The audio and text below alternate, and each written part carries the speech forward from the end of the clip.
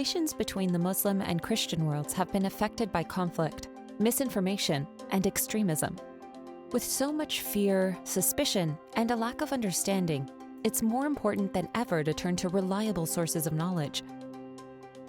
The Alwaleed Center for Muslim-Christian Understanding, the first of its kind, was created for this purpose. Based at Georgetown University's prestigious School of Foreign Service, ACMCU is a research hub for the study of international relations, history, and politics.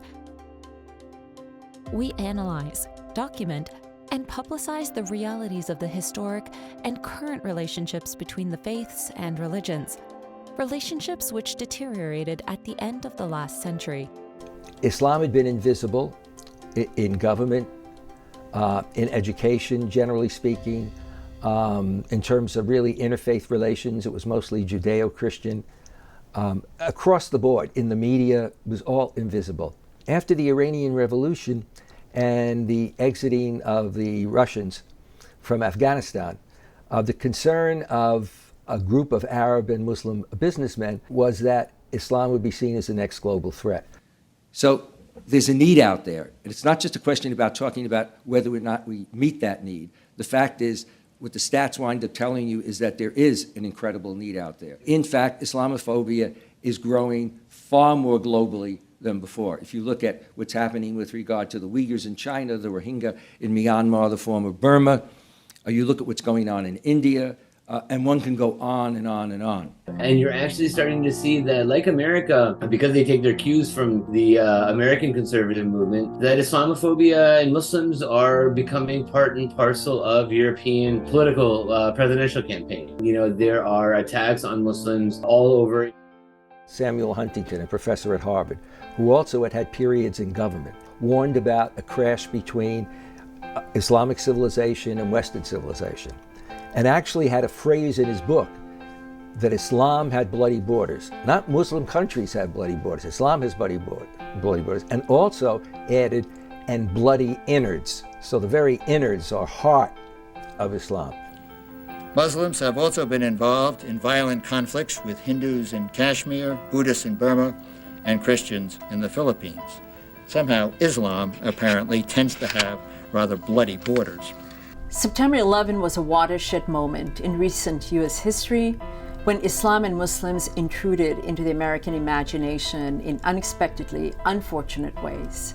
Suddenly, Muslims were increasingly becoming integrated into the American mainstream, became collectively characterized as dangerous outsiders and violent aliens.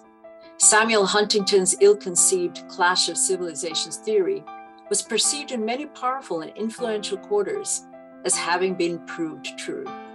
Islam was a fossilized essence, the clashists would have us believe, and Muslims are hopelessly unable to modernize and adapt to democratic societies. So there was this exaggerated notion of the role of Islam in militancy.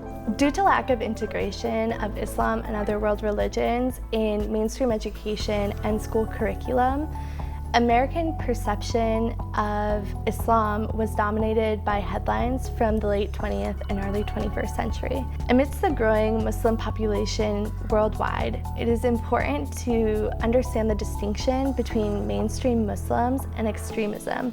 This distinction should inform our policies and perspective.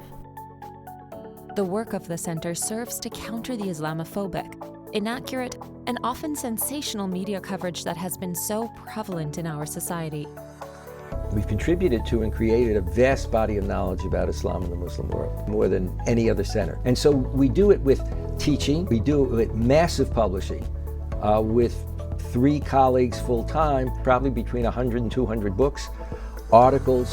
We've had our work translated into 55 languages. We're responsible for the first encyclopedias of the Islamic world. It was a very activist vision of the center. The mission of the center remains more important than ever and deserves all our support and help. Check out all its contributions and offerings on its website and become the center's partner and ally to walk on the side of the truth. For more information, visit www.acmcu.georgetown.edu.